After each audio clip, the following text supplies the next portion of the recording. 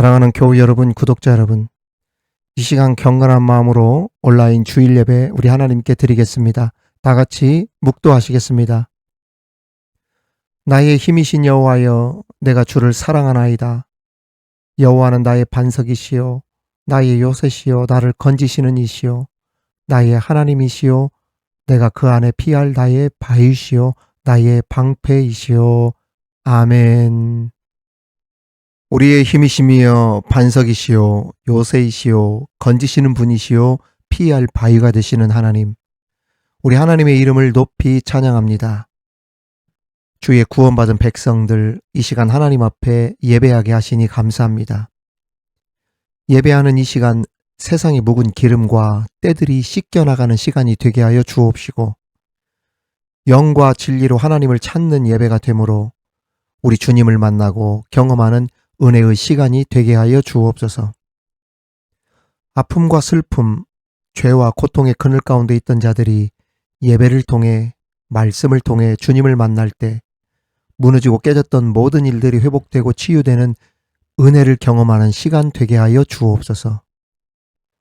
종교 개혁의 기치를 높이 들고 오직 믿음과 말씀과 은혜로 교회를 새롭게 했던 것처럼 나로부터, 교회로부터 개혁이 시작되어 세상을 변화시켜 나가겠다는 결단의 시간이 되게 하여 주옵소서. 모든 영광과 찬양 홀로 받으시옵기만을 예수님의 이름으로 기원하옵나이다. 아멘. 지금은 하나님과 나만이 아는 죄를 침묵으로 자백하오니.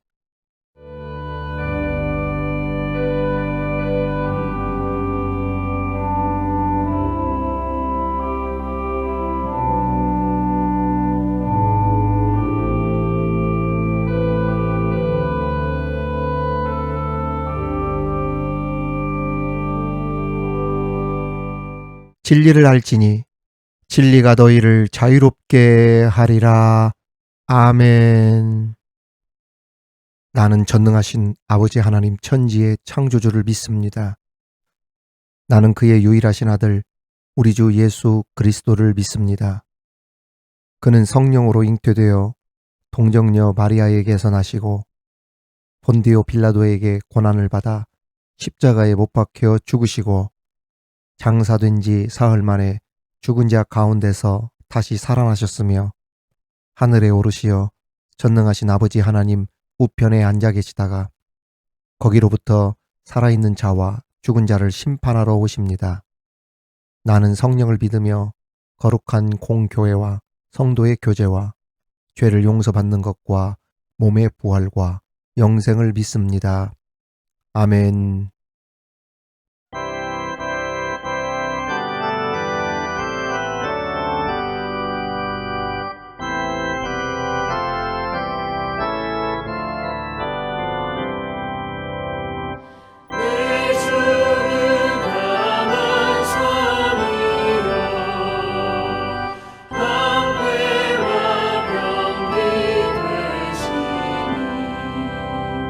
그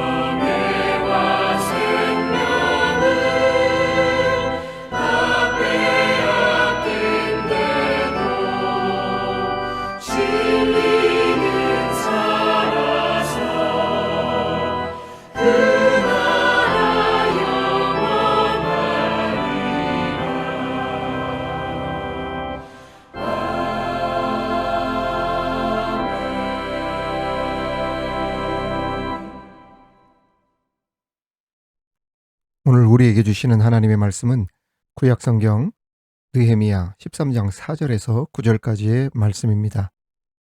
느헤미야 13장 4절에서 9절까지의 말씀을 봉독에 올리겠습니다. 이는 하나님의 말씀입니다. 이전에 우리 하나님의 전의 방을 맡은 제사장 엘리야십이 도비야와 연락이 있었으므로 도비야를 위하여 한 큰 방을 만들었으니 그 방은 원래 소재물과 유향과 그릇과 또 레위 사람들과 노래하는 자들과 문지기들에게 11조로 주는 곡물과 새 포도주와 기름과 또 제사장들에게 주는 거제물을 두는 곳이라. 그때에는 내가 예루살렘에 있지 아니하였느니라. 바벨론 왕 아닥사스다 32년에 내가 왕에게 나아갔다가 며칠 후에 왕에게 말미를 정하고 예루살렘에 이르러서야 엘리야십이 도비야를 위하여 하나님의 전 뜰에 방을 만든 악한 일을 안지라.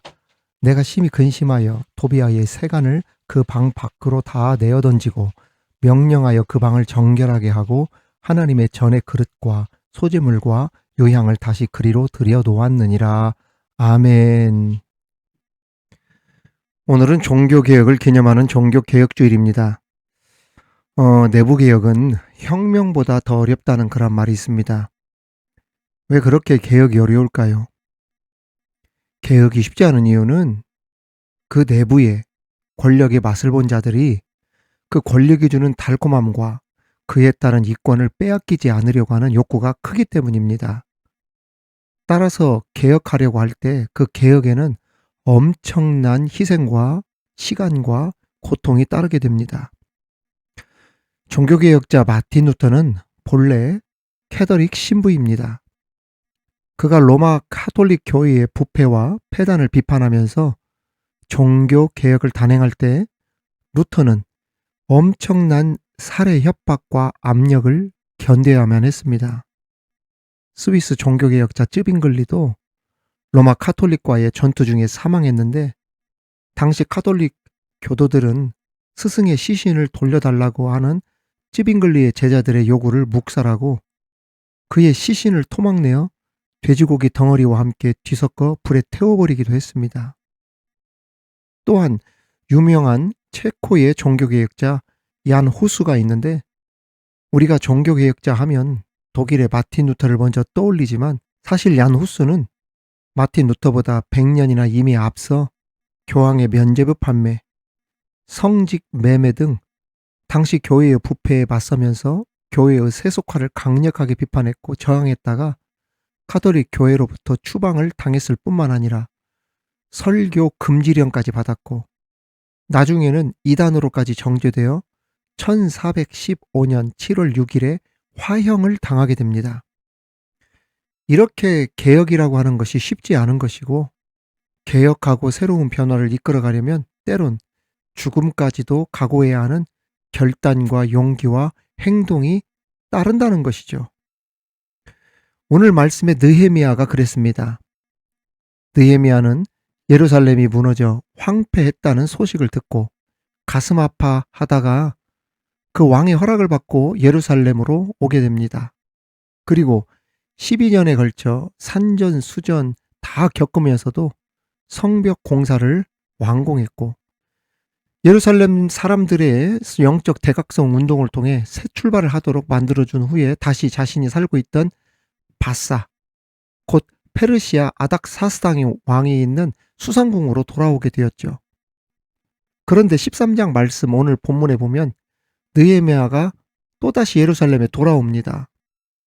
왜 돌아왔겠어요? 예루살렘이 좀 새로운 모습으로 재건되어지고 그 사람들의 마음도 새롭게 되었다고 한다면 돌아올 이유가 없었겠죠. 그런데 개혁 정신이 예루살렘에서 퇴조하고 다시 예전처럼 영적으로 무너져 버렸다라고 하는 그러한 소식을 듣고 느헤미야가 불안불안한 마음으로 다시 예루살렘에 돌아왔던 것입니다. 느헤미야가 1차 총독직을 수행하기 위해서 예루살렘에 부임했었지 않습니까? 그때 나이가 약 40살 정도로 추정하는데 그런데 예루살렘 총독으로 부임해서 몇 년 있다가 바사로 돌아갔다고 했어요. 12년 동안 있다고 했거든요. 그러면 나이가 좋기 쉬운 둘 이렇게 예상할 수 있잖아요. 50이 넘었단 말이죠. 그런데 밧사에 있는 시간이 또 10년이 있다가 돌아왔으니까 이미 상당한 시간이 흘러서 연륜이 느헤미야가 60이 넘은 지긋한 나이가 되었을 것으로 추정하고 있어요. 이런 늙은 말년에 뭘 바라겠다고 다시 예루살렘에 돌아오게 되었을까? 그것이 오늘 말씀의 핵심입니다. 바로 예루살렘에 네 가지의 개혁해야 할 문제가 남아 있었기 때문에 느헤미야가 그 늙은 말년에 편히 밧사에 있을 수도 있었는데 돌아왔던 거예요. 그 중에 그 네 가지 개혁 중에 가장 큰 개혁이 오늘 우리가 중점적으로 다룰 문제인데요. 가장 큰 개혁이 무슨 문제였냐면 예루살렘 안에 남아 있었던 내부의 가장 큰 적 도비아를 축출하는 일이었습니다. 이 축출한다는 얘기는 그들의 공동체에서 쫓아낸다. 이러한 뜻이겠죠. 오늘로 말하면 교회에서 교회에 문제를 일으키는 사람을 교회에서 나가게 했다. 이 뜻이에요. 교회에서 쫓아냈다. 이 뜻입니다. 여러분 이거 쉽지 않아요. 교회에서 문제 일으키는 사람이 있다고 해서 그 사람을 교회에서 다른 데로 가라고 하는 거 쉽지 않습니다. 그래서 교회의 문제를 크게 키우는 경우가 있잖아요. 그렇죠? 여러분들도 인정할 겁니다. 여러분 어떤 문제를 잠재운다 해도 그 근본 문제를 해결하지 않는 이상 새로운 변화를 기대하기는 어렵습니다. 생각해 보십시오. 산불을 아무리 꺼도 불을 지르는 방화범을 잡지 못했다고 하면 아무 소용이 없는 겁니다.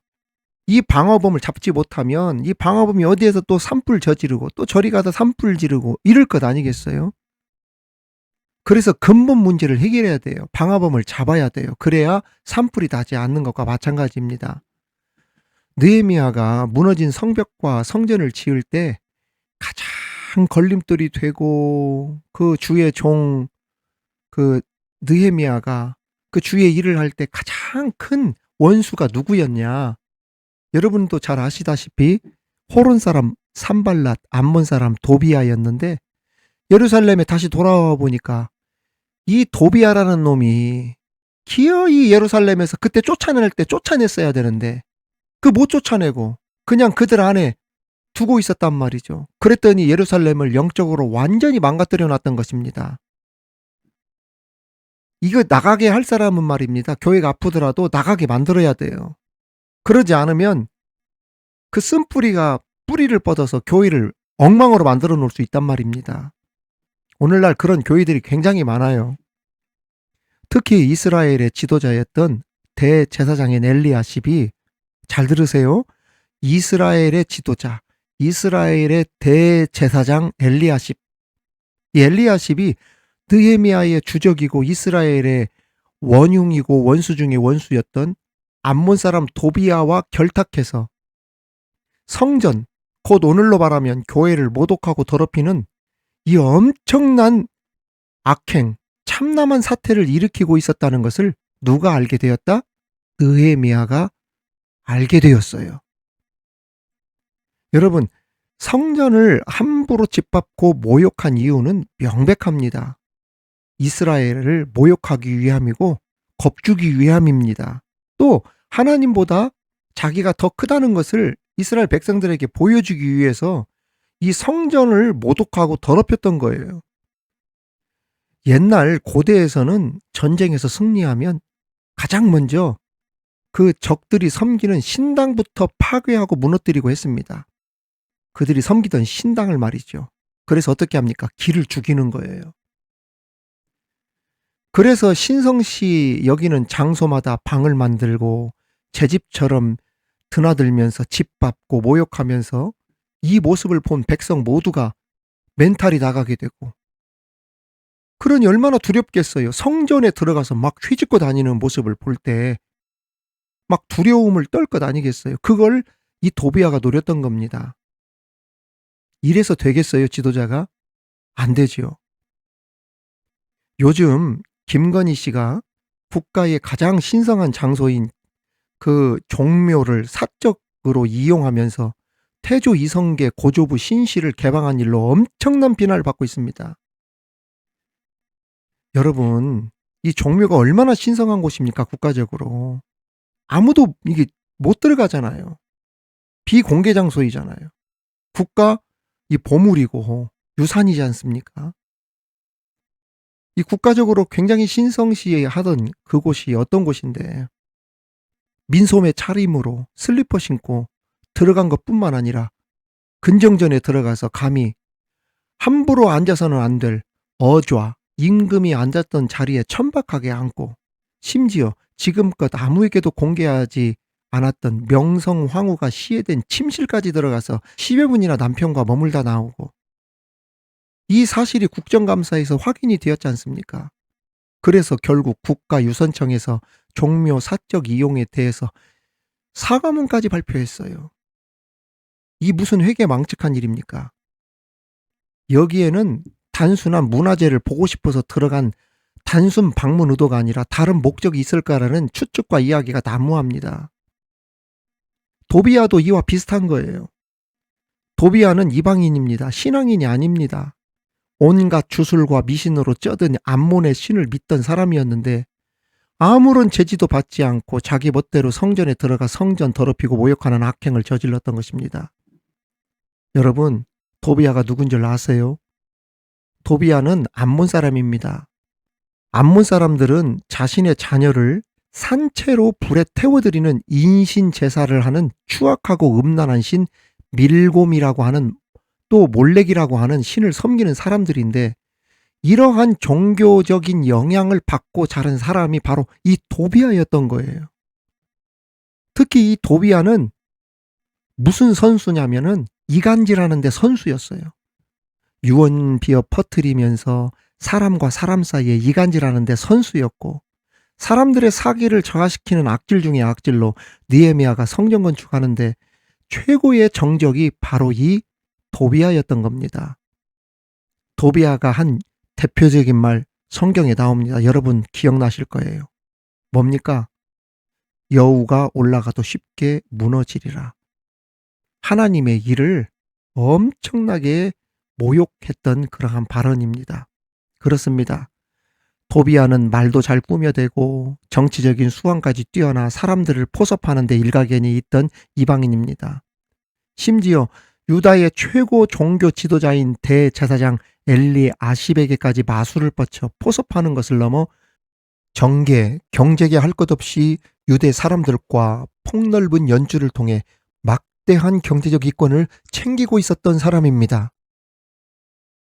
실제로 도비아는 암몬 사람이면서도 유대인 아라의 아들 스가냐의 딸과 결혼을 시켰고 도비아의 아들조차 유대인 베레기아의 아들 무슬람의 딸과 결혼을 시켰습니다. 그러니까 암몬 사람으로서 암몬 며느리 사위를 맞이한 것이 아니라 의도적으로 유대인들과 결혼을 시켰어요. 특히 사돈관계였던 무슬람 있잖아요. 도비아의 아들이 그 무슬람의 딸과 결혼했으니까 말이죠. 그런데 이 무슬람이 누군 줄 아세요? 여러분 깜짝 놀라실 겁니다. 예루살렘 성벽을 건축할 당시에 느헤미야의 가장 두터운 후원자 중에 한 사람이 이 무슬람이었어요.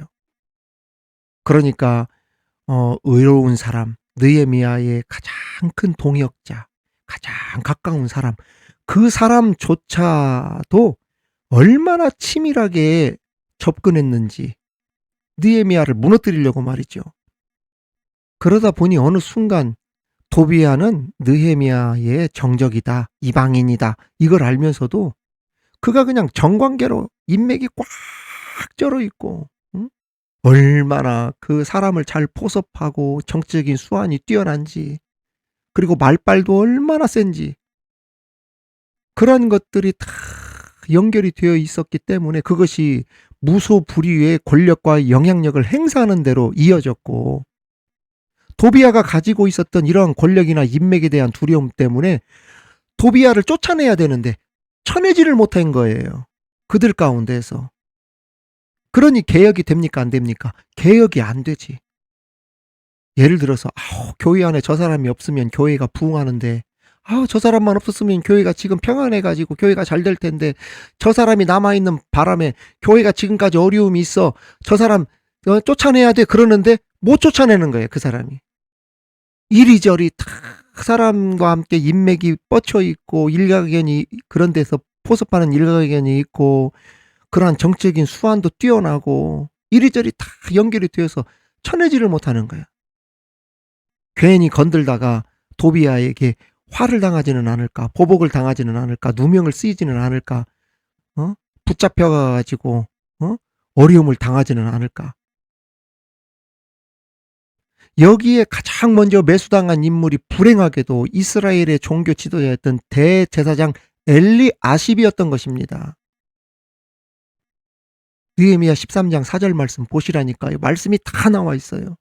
이전에 우리 하나님의 전에 방을 맡은 제사장 엘리아십이 도비아와 연락이 있었으므로. 왜 연락해? 왜 교제를 해? 도비아와 오늘날 사법부 개혁해야 된다고 이야기하잖아요.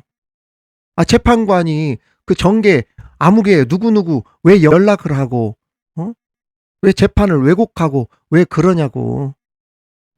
독립했으면, 독립권을 주장하면은 독립을 해서 있어야지. 엘리야십이 이방인 도비아와 연락을 했다는 이야기예요. 교제를 했어요. 무엇인가 떨어지니까 그럴 것 아니겠어요? 이권이 개입이 되어지고, 내가 너 도와주면은 뭐 되고, 네가 실세니까 뭐 하면 내가 뭘 얻고, 내 자리 지켜주고, 그러니까 연락했을 것 아니겠어요? 참으로 비통하고 슬픈 일입니다. 연락하고 교제할 사람이 따로 있지, 어떻게 하나님의 성전 무너뜨리고 이스라엘 공동체를 교란시키고 무너뜨리려고 하는 이 엉터리 같은 도비아를 재판관이, 제사장이, 주의 종이 가까이 했는지 참으로 안타까운 일이라는 거예요. 결국 대제사장이 자신의 신성한 직무 망각하고 가장 거룩한 곳이 되어야 할 성전을 그 원수인 도비아의 안방으로 내어주는 이 말도 안 되는 충격적인 일이 벌어지게 된 것입니다. 5절 말씀 보십시오. 도비아를 위하여 한 큰 방을 만들었으니, 이거 나오잖아요, 말씀에. 이거 누가 만들어줬다는 이야기입니까? 대제사장 엘리야십이 만들어준 방이라니까요.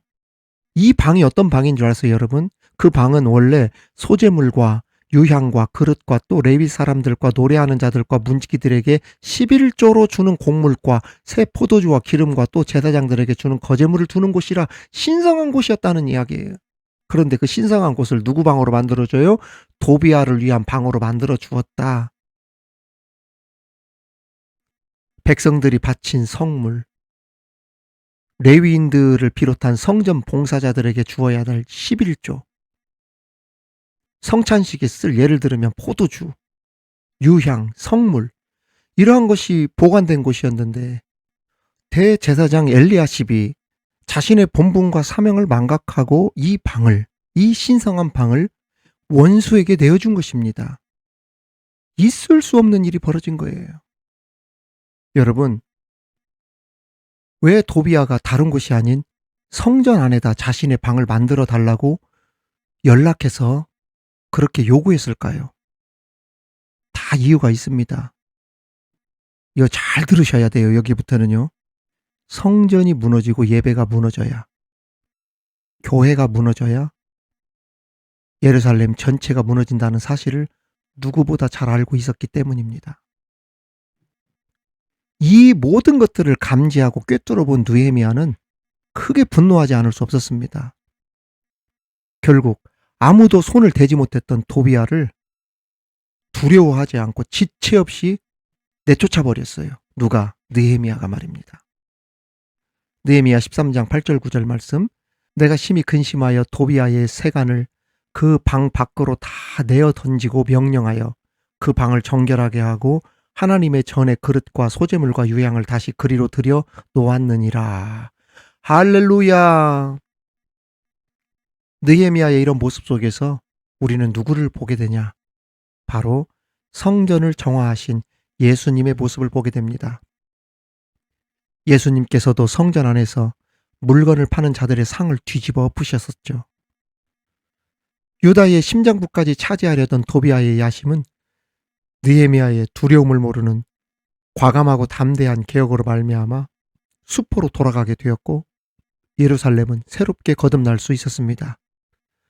성도 여러분, 개혁과 변화를 가져오려면 두려움을 이길 수 있는 용기와 결단과 행동이 따라야 합니다. 그것이 느헤미야가 우리에게 주는 가장 큰 교훈입니다. 걱정만 하고 기도만 하는 것에 그치지 않고 교회를 무너뜨리려 했던 도비아를 교회에서 쫓아내버려야 된다는 이야기예요. 여러분, 오늘날 교회를 가장 걱정하고 사랑한다 하면서도 교회 안에서 갑질한다는 소리를 들으며 빼내야 될 사람인데도 친인척 관계는 물론 인맥을 경고히 함으로 그냥 도비아처럼 놔둘 수밖에 없는 소수의 사람들 분명히 있습니다. 교회를 무너뜨리는 가장 큰 적은 외부가 아닌 내부에 있다는 이야기입니다. 이단 사이비와 같은 조직도 문제이지만 더 큰 문제는 교회 내부에 있는 도비아와 같은 사람들. 그 사람만 없으면 교회가 이렇게 되지 않을 텐데, 교회가 더 부흥했을 텐데, 이런 이야기를 듣는 도비아와 같은 사람들 말입니다. 사람들은 시간이 지나면 예루살렘 사람들이 도비아에 대해 그 사람이 어떤 사람이었는지 점점 그 실체를 잊어버리는 것처럼 잊어버리는 일들이 있습니다. 그러나 여러분, 잘 분별하고 잊어서는 안 됩니다. 느헤미야는 최소 20여 년 전 도비아가 어떤 사람인지 체험을 했었고 알고 있었고 또 그를 잊지 않았습니다. 사람은 바꿔 쓸 수 없다는 말처럼 도비아에 대해서 잘 알고 분별할 수 있었기 때문에 나중에 그를 추방할 수가 있었고 다시 예루살렘을 재건할 수 있었습니다. 우린 여기서 느헤미야의 분별력과 함께 지혜와 담대함을 배울 수 있어야 합니다.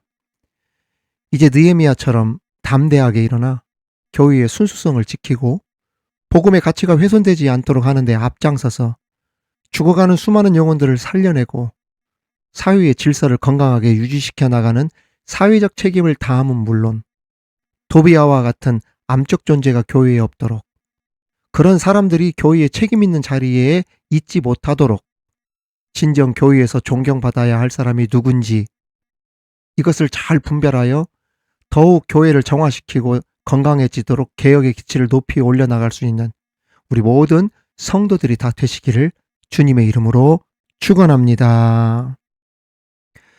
교회의 머리가 되시고 주인이 되시는 하나님 아버지, 진정한 개혁은 나로부터 교회로부터 시작되어야 함을 보게 되었습니다. 개혁이 힘들고 어렵더라도 느헤미야와 같은 담대함으로 교회를 개혁해 나가는 우리가 되게 하여 주옵소서. 복음으로, 말씀으로, 성령으로, 기도로, 믿음으로 세워가는 교회 되게 하시고 성령님이 역사하시고 운행하시는 성령 충만한 교회 되게 하여 주옵소서. 원수가 우리 안에 교회에 방을 만들어 안주하려고 하는 이 악한 시도가 없게 하여 주옵시고 우리 또한 도비아와 같은 자리에 서 있는 일 없게 하여 주옵소서. 혹여나 교회를 어지럽히거나 부흥의 걸림돌이 되게 만드는 그러한 일들, 사람을 잘 분별하여 느헤미야와 같이 실행에 옮길 수 있는 우리들 되게 하여 주옵소서. 교회의 머리가 되시는 예수님의 이름으로 기도하옵나이다. 아멘.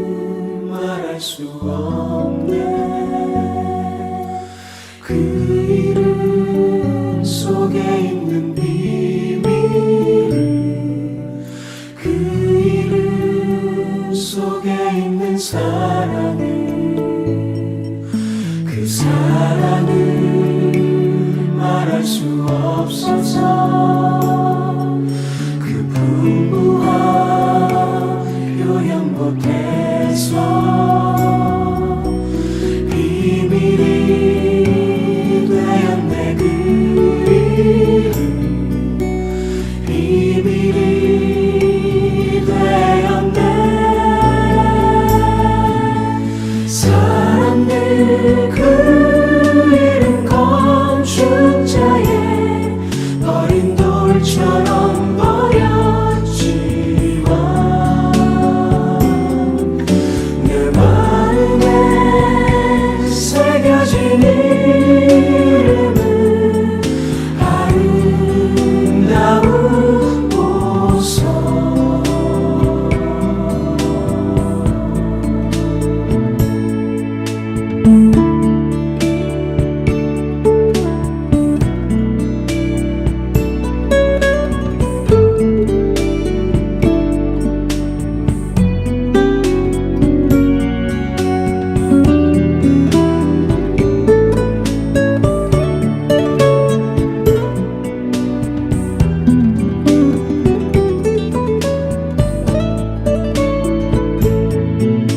사람들 그 이름 건축자의 버린 돌처럼 버렸지만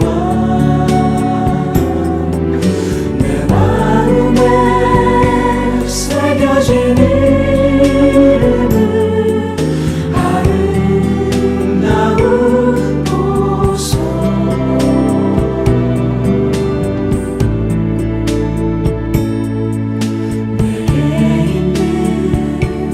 귀한 비밀이라 내 마음에 숨겨진 기쁨. 예수 그 이름 나는 말할 수 없네. 그 이름의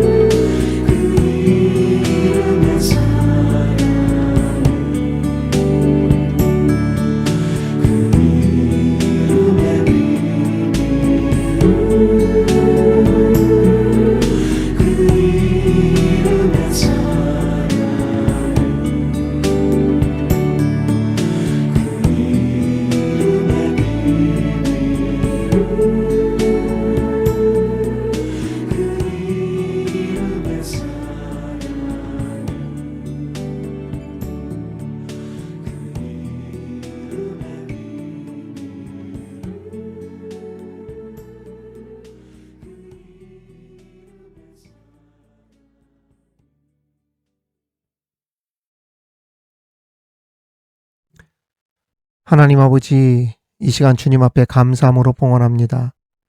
드린 손길에 복을 부어 주옵소서.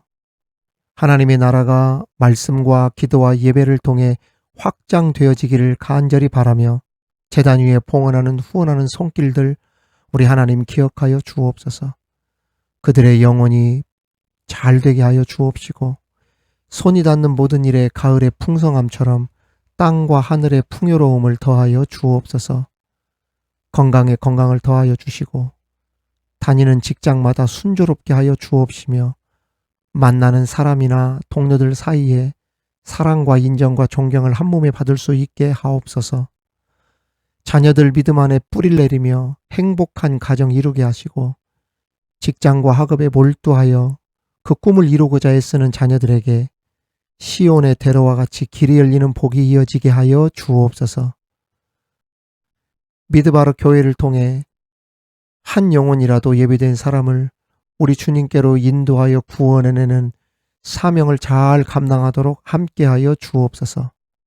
우리 주님께 감사를 드리며 예수님의 이름으로 기도하옵나이다. 아멘.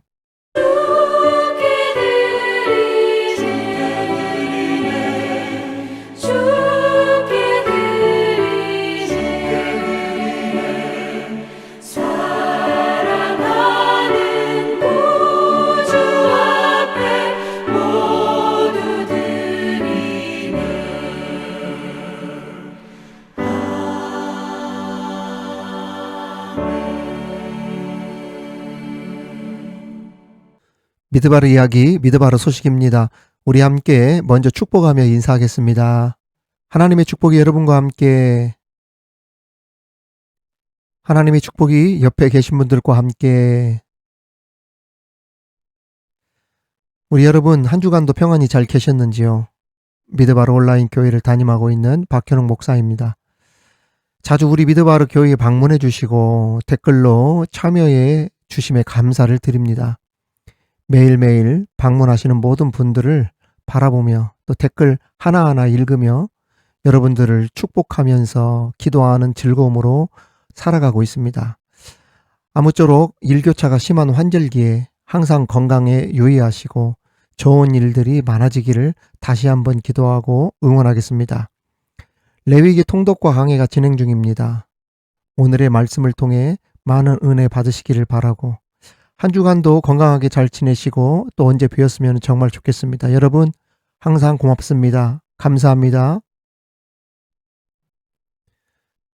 지금은 우리 주 예수 그리스도의 은혜와 하나님의 크신 사랑과 성령님의 교통과 위로 충만케 하심이 느헤미야의 종교개혁의 모습을 통해 우리에게 주신 말씀을 교훈 삼아 교회의 부흥의 가장 큰 원흉과 걸림돌이 무엇인지를 제대로 볼 줄 아는 분별력을 가리고 정말 진정 교회를 개혁하고 살릴 수 있는 바른 길을 열어가기를 바라며 나가는 우리 미드바르 온라인 교회 모든 성도들 머리 위에 방송 사역 위에 자녀들과 일터 위에 사랑하는 조국 대한민국과 열방의 선교지 위에 지금으로부터 영원토록 함께 하시기를 간절히 축원하옵나이다. 아멘.